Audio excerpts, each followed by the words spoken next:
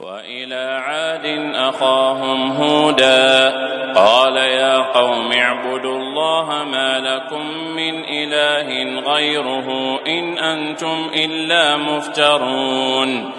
يا قوم لا أسألكم عليه أجرا إن أجري إلا على الذي فطرني أفلا تعقلون ويا قوم استغفروا ربكم ثم توبوا إليه يرسل السماء عليكم مدرارا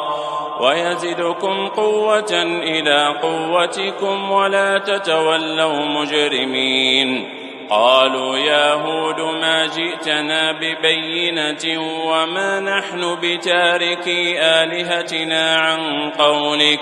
وما نحن لك بمؤمنين إن نقول إلا اعتراك بعض آلهتنا بسوء قال إني أشهد الله واشهدوا أني بريء مما تشركون من دونه فكيدوني جميعا ثم لا تنظرون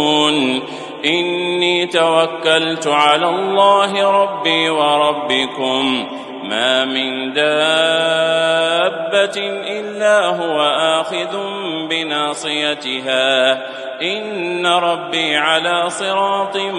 مستقيم فإن تولوا فقد أبلغتكم ما أرسلت به إليكم ويستخلف ربي قوما غيركم ولا تضرونه شيئا إن ربي على كل شيء حفيظ ولما جاء أمرنا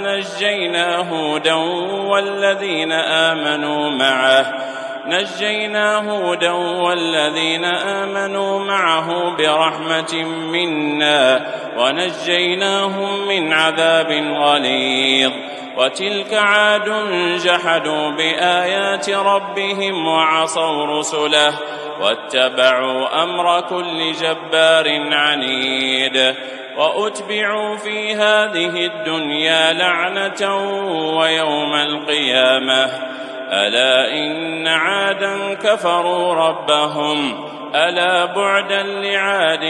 قوم هود وإلى ثمود أخاهم صالحا قال يا قوم اعبدوا